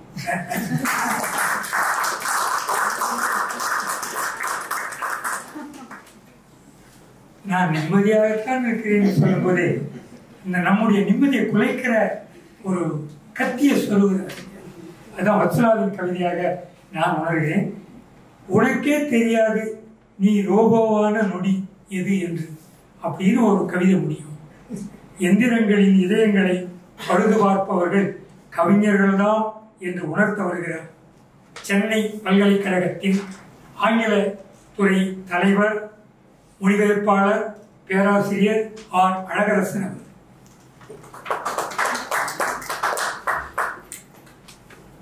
அனைவருக்கும் வணக்கம்.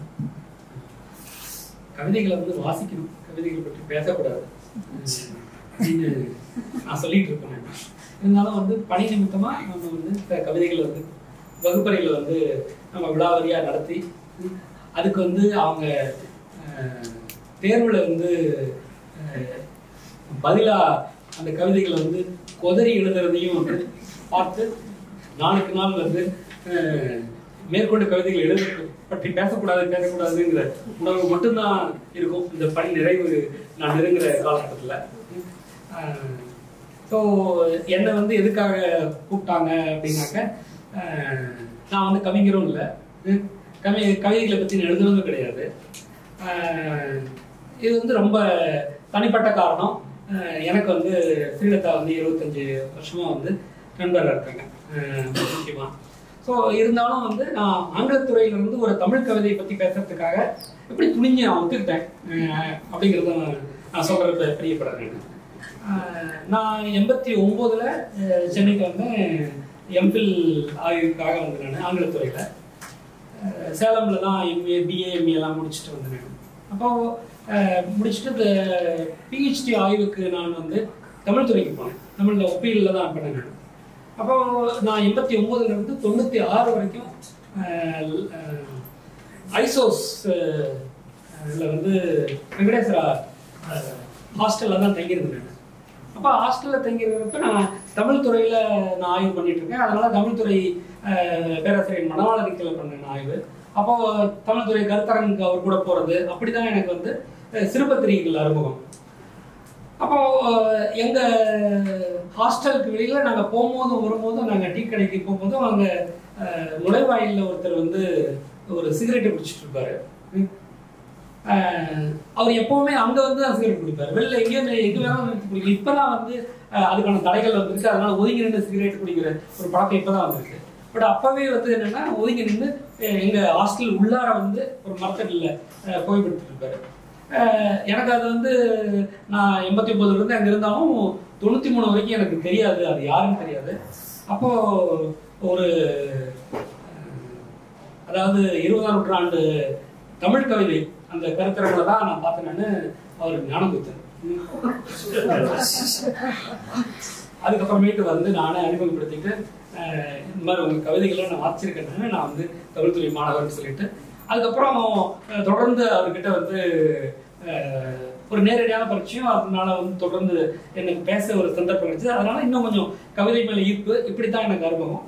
அப்ப அவர் வந்து இலக்கிய இதழ்லாம் கொடுப்பாரு. அப்படி நான் இலக்கிய இதழ், அப்படிதான் எனக்கு வந்து விருட்சம் இதழ் எனக்கு அறிமுகமானது. அந்த விருட்சம் இதழ்ல வந்து அறிமுகப்படுத்தின கவிஞர் தான் வத்சலா. ஸோ அப்படித்தான் எனக்கு வந்து அப்போ நான் வந்து வத்சலா மேடத்துக்கிட்ட இன்னைக்குதான் முதல் முறையா பேசுறேன். எனக்கு வந்து நேரடியா அறிமுகம் கிடையாது. ஆனா எனக்கு வந்து அவங்களுடைய கவிதைகள் இந்த மாதிரி அறிமுகம் எனக்கு வந்து 93 இருந்து எனக்கு அவருடைய கவிதைகள் தெரியும் எனக்கு விருட்சம். அதுக்கப்புறமேட்டு இந்த கவிதைகள் எனக்கு தேர்ந்தெடுத்து படிக்க கொடுப்பார் ஞானகுப்தன். ஸோ அதுக்கப்புறம் தொடர்ந்து பாண்டிச்சேரியில நான் கூட்டங்களுக்கு போறப்ப அங்க வந்து தலித்திய கவிதைகள், அங்க நண்பர்கள், இப்படி வந்து என்னுடைய ஆர்வம் வந்து வேற பக்கமா திரும்பிச்சு. அதுக்கப்புறம் இப்போ அதை தொகுத்து ஆங்கிலத்துல வந்து மொழியாக்கம் பண்ணி வெளியிடுற சந்தர்ப்பம் கிடைச்சது. அப்போ நான் வந்து ஒரு மொழியாக்கம் மொழிபெயர்ப்பாளராக தான் நான் கவிதைகளை எப்பவுமே வாசிக்கிறேன்.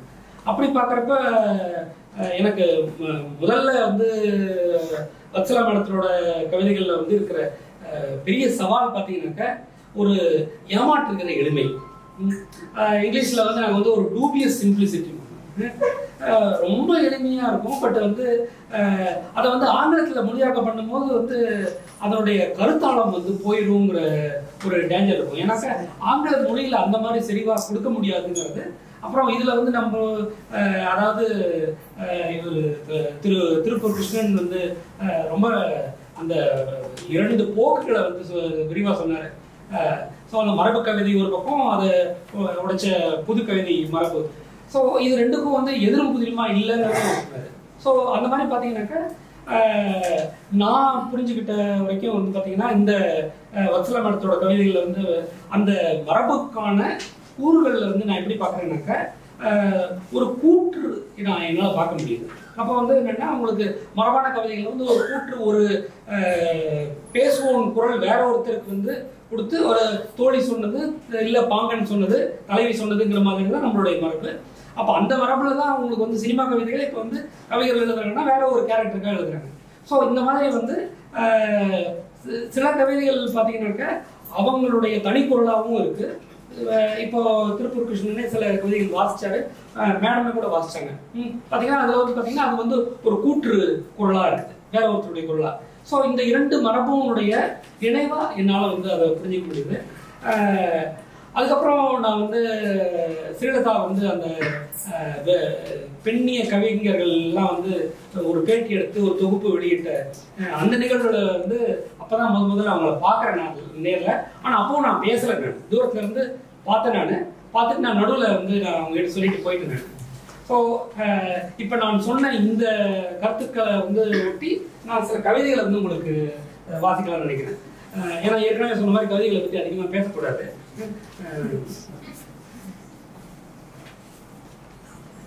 அச்சம் அச்சம் நெருங்கி வருகிறது இன்னொரு நட்பு. உணதளவு இல்லாவிட்டாலும் நிறைய அன்புடனும் அதே அளவு மதிப்புடனும் புரிந்துணர்வுடனும் கொசுருக்கு கவிதை பற்றின கருத்து பரிமாற்ற சாத்தியத்துடனும். ஆனால் அச்சம் மனமூலையிலிருந்து பின்னுக்கு இழுக்கிறது என்னை. உன் விலகலை நினைவூட்டி எனக்கு தான் தெம்பில்லை இன்னொரு நட்பின் தொலைத்தலை தாங்க. நான் சொன்ன மாதிரி நான் இதை வாசிக்கிறப்ப இது இந்த ஒரு வாக்கிய அமைப்பு, இந்த சின்டாக்ஸை வந்து இங்கிலீஷ்ல எப்படி சொல்றதுங்கிற மாதிரியான ஒரு கண்ணோட்டத்தையும் வாசிப்பேன். அப்போ அந்த மாதிரி வாசிக்கிறதுனால எனக்கு வந்து என்னன்னா இந்த கவிதையினுடைய ஆழத்தை என்னால் புரிஞ்சிக்க முடியுது. ஒரு தமிழ் கவிஞரா தமிழ் வாசகரா வாசிக்கிறத விட எனக்கு வந்து இன்னும் வேறு விதமான ஒரு புரிதலாகும். அதனால நான் சொன்னேன் அந்த ஏமாற்றுகிற இளமைன்னு சொன்னேன் நான். அதே மாதிரி உணர் கவிதை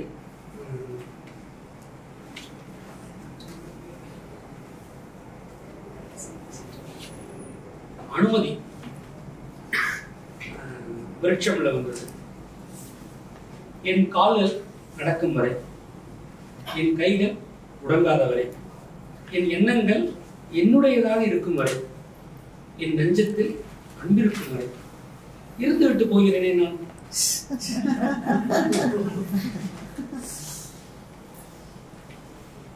அப்புறம் இன்னொரு கவிதை குரங்குப்பிடி. குரங்கை போல் எனக்கும் வாழ்க்கையில் ஏதாவது ஒன்றை பிடித்து தொங்குவது அவசியமாகிவிட்டது. ஊழியம் ஊதியத்திற்காக என்பது மறக்கப்பட்டு என் அடையாளத்திற்கானதாகி பின் புகழுக்கானதாக பிரிந்து போனது என்னை அறியாமலேயே. புகழின் இருத்தலுக்கு ஏற்றம் அவசியமானதால் மற்ற குரங்குகளுடன் போட்டி போட்டுக்கொண்டு மேல் கிளைக்கு தாவுதல் தேவையாகிற்று. விழுந்தால் சோகம் ஏறிவிட்டால் அடுத்த கிளை இழக்க நான் குரங்காகவே மாறியது எப்பொழுது?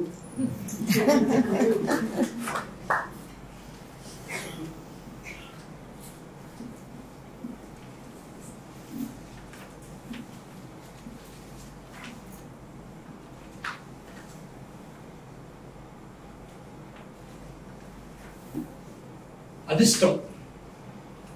5 சிறியவன் என்பதனால் தம்பிக்கு சாக்பீஸை, 20 பெரியவன் என்பதனால் கணவனுக்கு முதல் டிகாஷனை, 30 பெரியவள் என்பதால் மாமியாரின் டிவி அவைக்காக என்னுடைய பிரிட்ஜ் தேவையை, 40 பெரிய இடம் என்பதால் மகளுக்கு கல்வளையை, 60 சிறியவள் என்பதனால் பேத்திக்கு சாக்லேட்டை. இப்படி விட்டு கொடுத்த நான் ஏன் சரியான சமயத்தில் சிறியவளாகவோ பெரியவளாகவோ இருப்பதில்லை?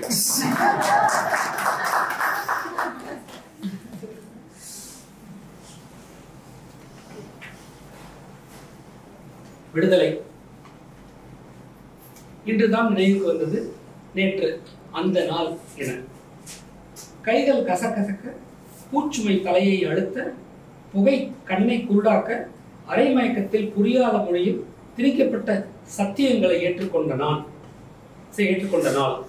ஆண்டுதோறும் துக்கங்களை சுமந்து வந்து சுய பரிதாபத்தை தோற்றுவித்து மனதை ரணமாக்கி போகும் நாள், அக்னியின் சாட்சியை நீதிமன்றம் ஒதுக்கியும் நெஞ்சில் மூண்ட தீயை நெஞ்சுரம் அனைத்தும் மனக்கொப்புளங்களை கீறி சீல் வடிய வைக்கும் நாள், இழந்த ஓர் துணைக்கு ஈடாக 1000 தோழமைகள் பெற்றும் உயரங்கள் தாண்டியும் காயங்கள் காய்ந்தும் தோல் தடித்தும் நெஞ்சம் நிறைந்தும் விடிந்ததும் ஒரு வினாடி அடிவயிற்றை சில்லிட வைக்கும் அந்த நாள் நேற்று முதன்முறையாக மறந்தே போயிட்டு.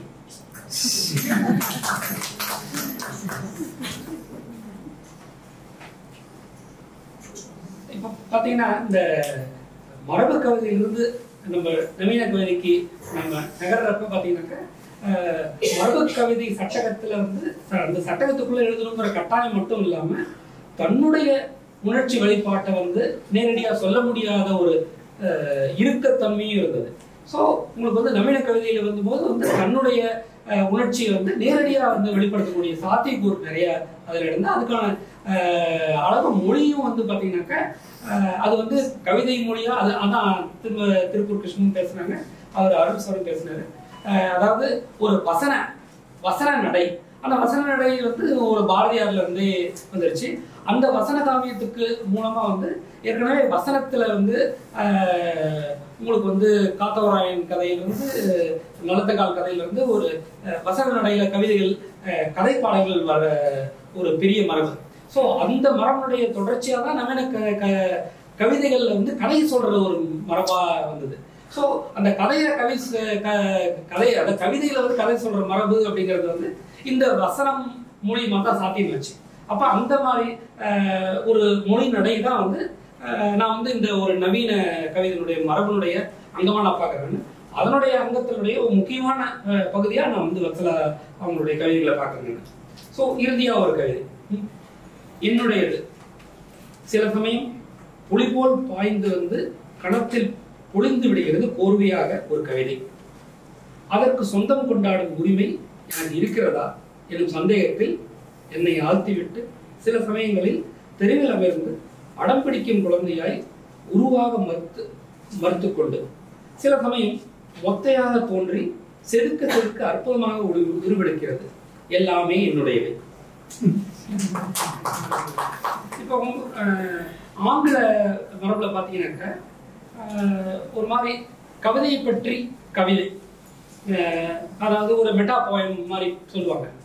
ஆனால் நீங்கள் வந்து இந்த நவீன கவிதைகளில் வந்து இந்த மாதிரி ஒரு மேற்கத்திய உலகில் சொல்கிற ஒரு கோட்பாடுகளோ இதோ அறிமுகமே இல்லாமல் இயல்பாகவே அந்த மாதிரியான ஒரு மெட்டா போயம் நிறையா வருது. அதில் வந்து இது வந்து வத்சலா மேடம் கவிதை மட்டும் இல்லாமல் நிறைய பேர் இந்த இன்னைக்கு கடந்த நான் 20 வருஷமா படித்த பல கவிதைகளில் வந்து இயல்பாகவே இது வந்திருக்கு.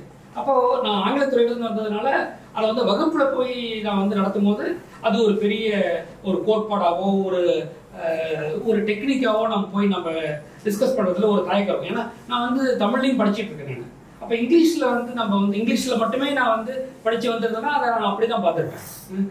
ஆனால் அந்த விதத்தில் வந்து எனக்கு வந்து ஒரு ஆங்கில பேராசிரியர் இருந்தாலும் வந்து அந்த மாதிரி ஒரு எந்திரத்தனமாக வந்து ஒரு கவிதைகளை வந்து விவாதிக்கிறதுக்கு வந்து ஒரு தடையாக இருந்தது.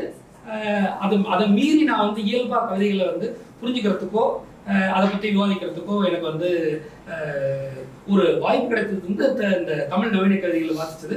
அதில் முக்கியமாக வந்து வத்சலா அவங்களுடைய கவிதைகள் வந்து எனக்கு ஒரு பெரும் பங்காற்று இருக்கு. என்னுடைய ஒரு ஆசிரியர் பணிகள்னு சொல்லலாம். ஒரே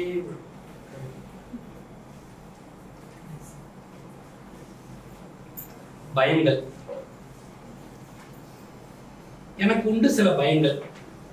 சிறு வயதில் அம்மா திட்டுவாள் என பயம். அப்பாவுக்கும் பிடிக்காமல் போய்விடுமோ என பயம். எதை பேசினால் இன்று இல்லாவிட்டாலும் என்றோ ஒரு நாள் அண்ணன் கேலி செய்வானோ என்று அன்றிலிருந்து இன்று வரை பயம். தெரியாதனமாக எதையாவது சொல்லி ஆத்மார்த்த தோழர் தோழியர் கோபித்துக் கொள்வார்களோ என்னும் பயம்.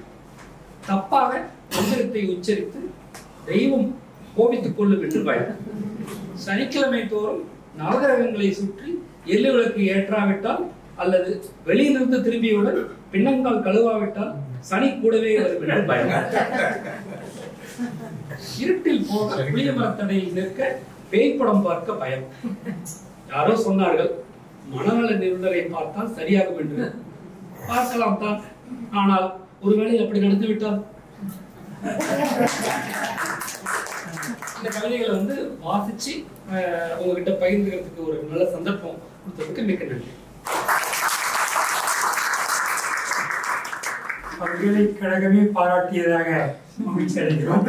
மிக ஆழமான செறிவான ஆய்வுரை நிகழ்த்திய திரு அழகரசன் அவர்களுக்கு நன்றி தெரிவித்துக் கொண்டு அடுத்த நிகழ்வு அதாவது ஏற்புரை வழங்க இருக்கிறாங்க. அதுக்கு முன்னாடி நான் வந்து உண்மையிலே எனக்கு என்ன ஆச்சரியம்னா நேற்று முழு தொகுப்பையும் படிச்சு முடிச்சேன்.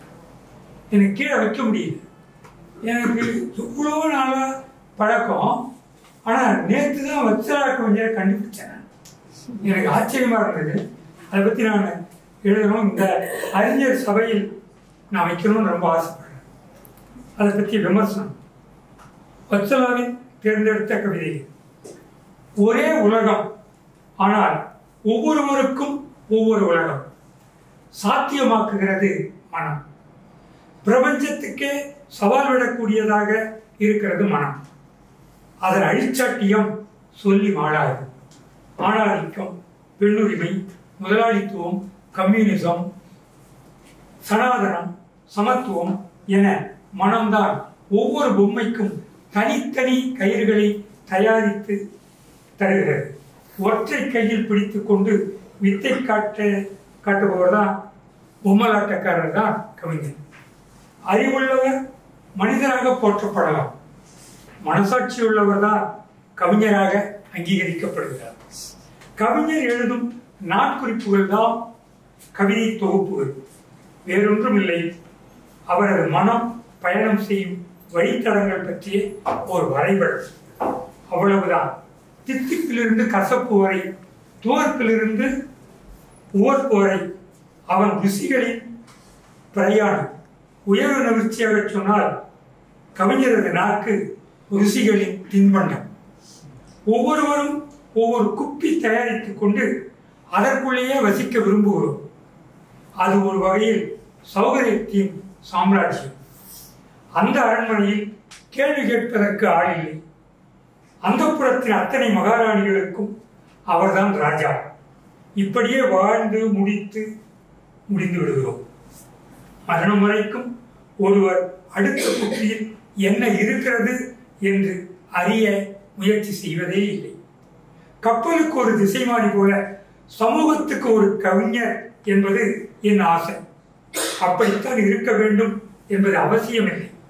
சின்ன சின்ன ஆசை என்று சொல்லிக்கொண்டு தன் கார்குழலில் உலகத்தையே கட்டிவிட ஆசை கொள்பவர் தான் கவிஞர். சகல கொடுமைகளும் இருக்கும் இந்த சமூகம் ஒரு வகையில் கவிஞராகிய ஒருவருக்கு நரகம்தான். காண துடிப்பது ஒன்று, கண் முன்னே காண்பது ஒன்று. இந்த நிலைக்கு பெயர்தான் திரிசங்கு நரகம். இப்படிப்பட்ட ஒரு நரகம் வத்சலாவுக்கும் வாய்த்திருக்கிறது. கணவன் பிரிந்து விடுகிறான். சமூகத்திற்கு சல்லடை கண்கள், வாயாடி வாய்கள். ஏன் பிரிந்தாய் என் மகளே? கேள்விகள், கிளை கேள்விகள். ஏன் வந்து விட்டாய்? அடித்தானா குடித்தானா? கவிஞர் சொல்லும் பதில், என் ஊதியம் தீர்ந்தது, குழந்தையின் பால் பவுடர் தீர்ந்த போது, காலி ஒருவன் என்னை அசிங்கமாக வருணித்த போது, மகனின் சுரம் கஷாயத்திற்கு கட்டுப்படாமல் போன போது, வீட்டு சொந்தக்காரர் காலி செய்ய நோட்டீஸ் கொடுத்த போது, நான் நெஞ்சு வலியால் துடித்த போது, இப்படி பல சமயங்களில் அவன் ஒன்றுமே செய்யவில்லை. அவர் சொன்ன காரணம். ஆச்சாரங்களின் வேறெருக்கும் அச்சாணியாய் இவரிடம் இழுத்தார். அழகான பேத்தி கண்டு பிரமித்து போகிற பாட்டியிடம் ஒரு கணம் பொறாமை மிந்தி மறைகிறது. ஏன்? சமூகத்தால் சபிக்கப்பட்ட ஒரு சாது காலகாலமாய் இருந்து வரும் சம்பிரதாயத்தால் பாதிக்கப்பட்டதால் கண்ட முயற்சி. மறுபடியும் காதில் பொருத்தியபடி அது ஒரு முக்கியமானது. பேத்தியே பார்த்து பாட்டி பொறாமைப்படுகிற ஒரு இடம். இது எனக்கு தெரிந்து இலக்கியத்தில் கவிதையில நான் இந்த மாதிரியான ஒரு நுட்பத்தை பார்த்ததே இல்லை. மிக அற்புதமாக பதிவு செய்திருக்கேன். அதை அந்த இடத்தை குறிப்பிட்டேன். அம்மலர் பால் சட்டென்று ஒரு கணம் பொங்கி வடிந்த பொறாமையின் வேரை அறியாமல் தன்னையே வெறுத்து நின்றார். யாரு? பாட்டி. பேத்திய அழகா சீவி சிங்காரிச்சிருக்கிறார், பார்த்து பொறாமப்படுகிறார். மொட்டை தலையிலிருந்து வழுக்கிய 16 முதல் கட்டி பழகிய காவி புடவையை மறுபடியும் காதின் பின் பொருத்தியபடி. ரொம்ப நுட்பமான இடம். இப்படி இதுவரையும் இலக்கியத்தில் பதிவாச்சான்னு எனக்கு தெரியல. இப்படியான நுட்பம் பொருந்திய முதிர்ச்சியை பல கவிதைகளிலும் பார்க்க முடிகிறது. கூர்ந்த அவதானிப்பு, குறும் சொல்லாட்சி, தேர்ந்த பகடி, தெளிவான பார்வை என வரிகள் வார்க்கிறார் கவிஞர். கவிஞர் கவனமாய் இருப்பதற்கு அப்பாதான் ஆதர்சம். அதனால்தான் கும்மிருட்டிலும் எனக்குள்ளே முணுக்கென எரியும் மின்மினி பூச்சியைப் போல என்கிறார். பாதை துழாவாமல் நடந்து பழகிக் கொள்கிறார். இளமை முதுமை இரண்டையும் தன் கவிதை தறியில் வைத்து கவித்துவமாக நெசவு செய்கிறார். அசாதாரணமான விஷயங்கள், அற்பமான விஷயங்களையும் பொருட்படுத்தி வாழ்க்கையை ரசனையாக்கிக் கொள்ளும் ரசவாதம் இவரிடம் இருக்கிறது. வாழ்க்கையை அணுவாய் ரசித்து வாழ்ந்து விடுகிற பேராசை ஒரு சருகின் ஓசையைப் போல சதா காதில் கேட்கிறது. சருகின் ஓசை இலையின் தவம்தானே. சருகு காற்றில் மீட்டும் இசை சன்னமாக கவிஞரின் காதில் விழுகிறது. இப்படி போய்கொண்டிருக்கிறது ஒரு கவிதை. சீட்டு எடுத்து கொடுத்தவுடன் திருப்தியுடன் கூண்டுக்கு திரும்பும் ஜோசிய கிளி. அடைப்பின் கதவு திறந்திருந்தாலும் பழக்க தோஷத்தில் உள்ளே சுற்றும் ஆடு. பெற்ற பட்டங்களை அலமாரியில் பூட்டி அழகு குறிப்பு பார்த்து அலங்கரித்துக் கொண்டு சமையல் குறிப்பு எழுதி பரிசு வாங்கி கணவனின் வெற்றிகளுக்கு பின்னால் நிற்கும் பெண்.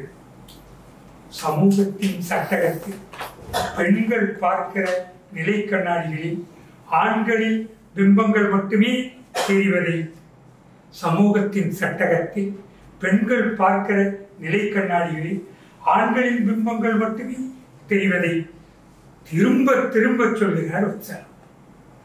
அலுப்பே தட்டாமல் வெவ்வேறு வாழ்க்கையின் தருணங்களை வடித்து காட்டுகிறார். இதே கருத்துருவை நான் ஏன் கவிஞராகவில்லை என்பதில் இன்னொரு ஆயுதம் கொண்டு வேறொரு வியூகம் அமைக்கிறார். அந்த கவிதை புத்தகத்தை நான் இதுவரையிலும் சொல்லலை. 699 ரூபா விலை உள்ள அந்த புத்தகம் இன்றைக்கு 500 ரூபாய்க்கு கிடைக்கிறது. தயவு செய்து ஒவ்வொருவரும் போகிற பொழுது அதை வாங்கி போக வேண்டும் என்ற வேண்டுகோளை விடுக்கிறோம்.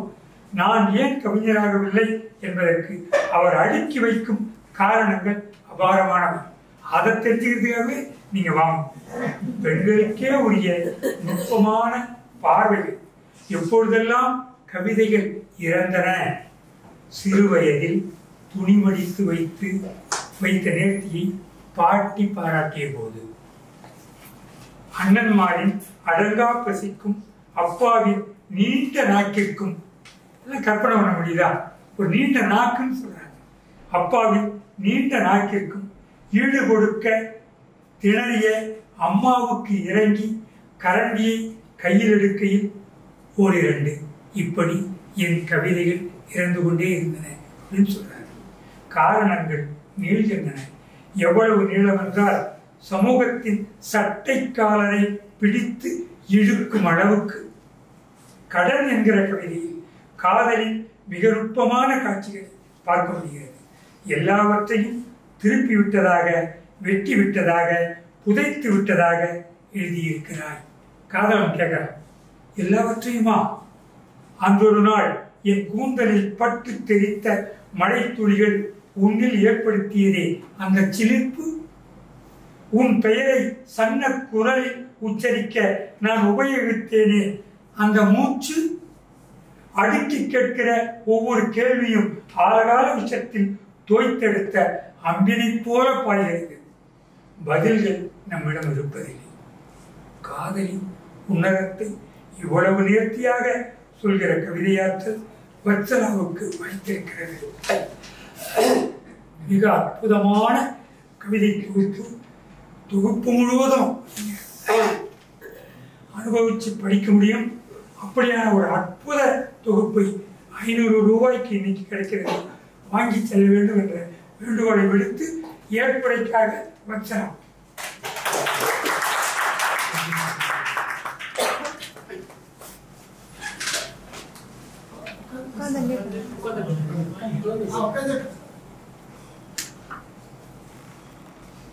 எனக்கு ஆக்சுவலா எபிசோட் பிடிக்கல,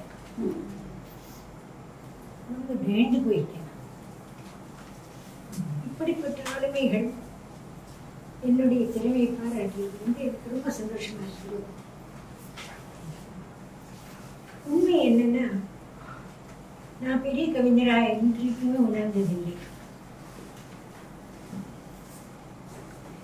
வாழ்க்கை எல்லோருக்கும் வழிகளை கொடுக்கிறது. எனக்கென்று தனியாக பெரிய வழிகள் ஒன்றும் கிடையாது.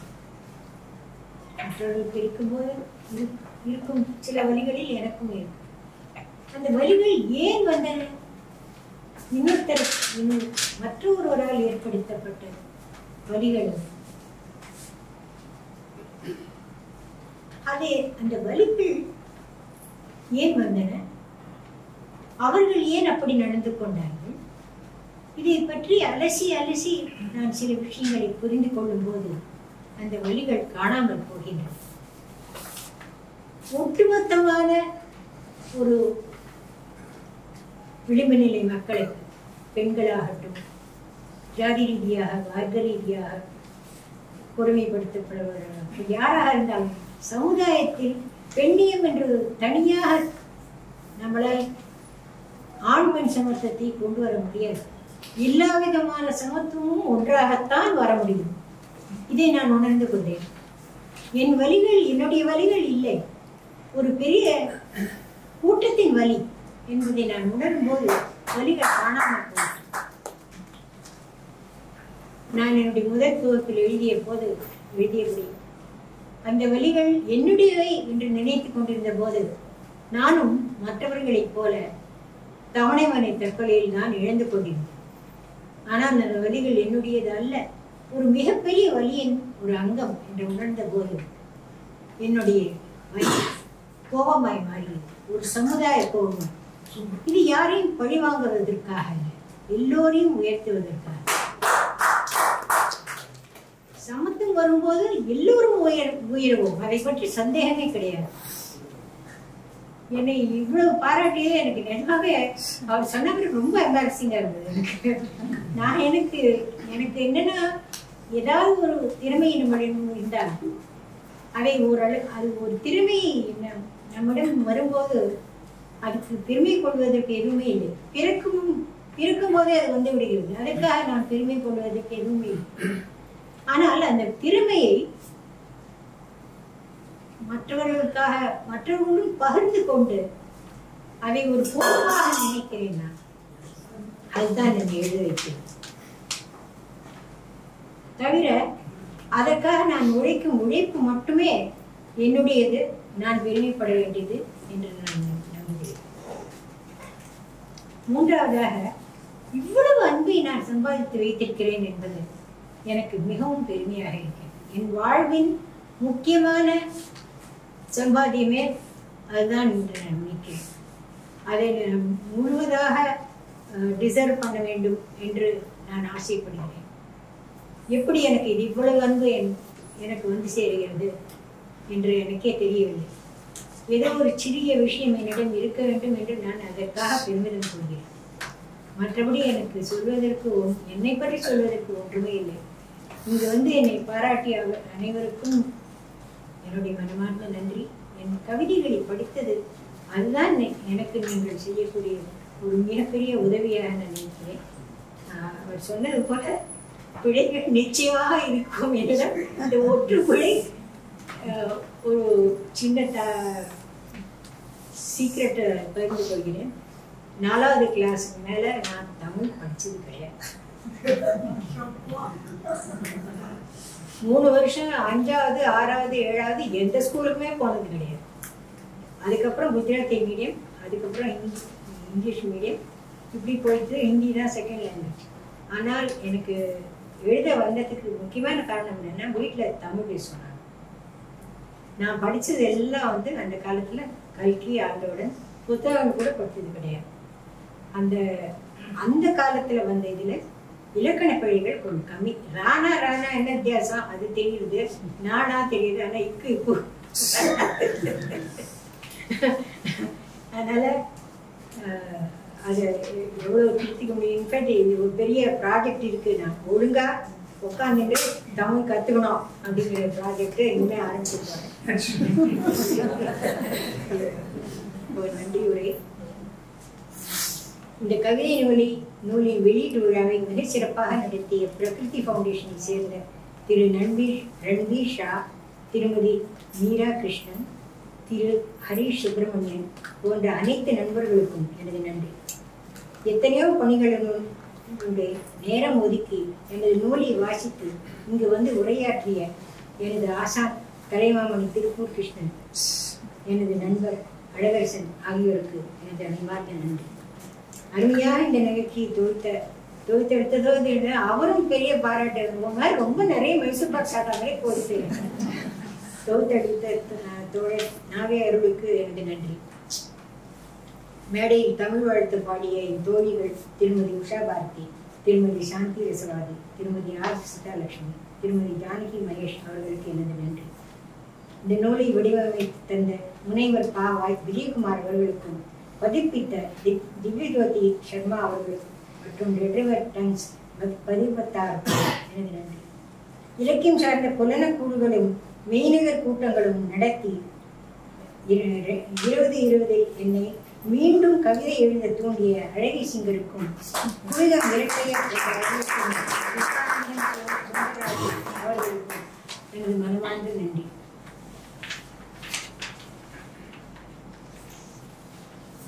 மெய்நிகர் கவியரங்க கூட்டங்களில் என்னை ஊக்குவித்த திரு வாவேசு அவர்களுக்கு எனது நன்றி. என்னுடைய 700 கவிதைகளையும் வாசித்து எதிர்வினையாற்றி அதில் எவற்றை தொகுப்பில் சேர்க்கலாம் என்பதை பற்றி தன் கருத்தை கூறி உதவிய கவிஞர் மதுவந்திக்கு தன்னுடைய ஆஃபீஸ் அலுவலக பணி வீட்டில் பிரச்சனை என்னால் வர முடியாது கொடுத்தார்கள். உடல்நிலை சரியாக இல்லாத போதும் இந்த நூலுக்கு முன்னுரை எழுதி தந்த கவிஞர் வைத்தீஸ்வரன் அவர்களுக்கு எனது மனமார்ந்த நன்றி. தேவையான போது தேவையான உதவி அளித்து எல்லா விதத்திலும் எனக்கு உறுதுணையாக நின்ற எனது நண்பர் RK ராமநாதனுக்கும் எனது தோழி சாந்தி பாலாவுக்கும் எனது நன்றி. என்னுடைய ஒவ்வொரு பணிக்கும் எனக்கு பக்கபலமாக நிற்கும் எனது மகள் ஸ்ரீலதாவுக்கும் மருமகன் மணிக்கும்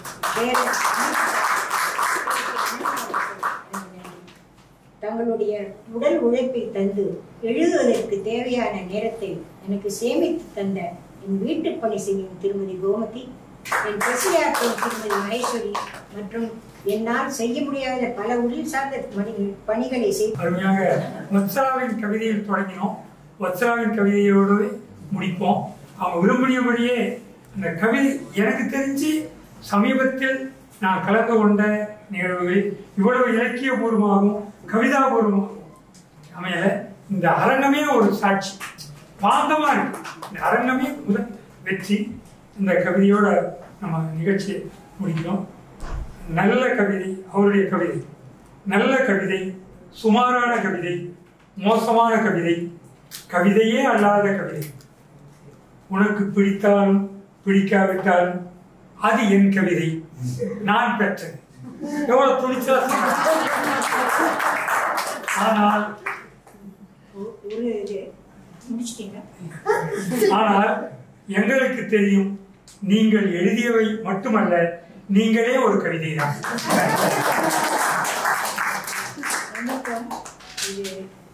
மனமான நான் எழுதிய பிரார்த்தனை மரம் நிறைந்திருக்கிறது யாவும் என்று நான் உணர வேண்டும்.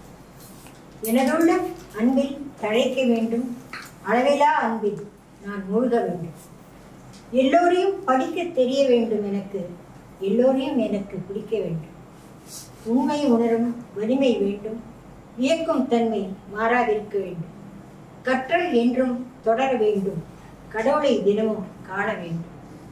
புதிதாய் நித்தம் பிறக்க வேண்டும். பராசக்தி எனக்கு தாயாக வேண்டும்.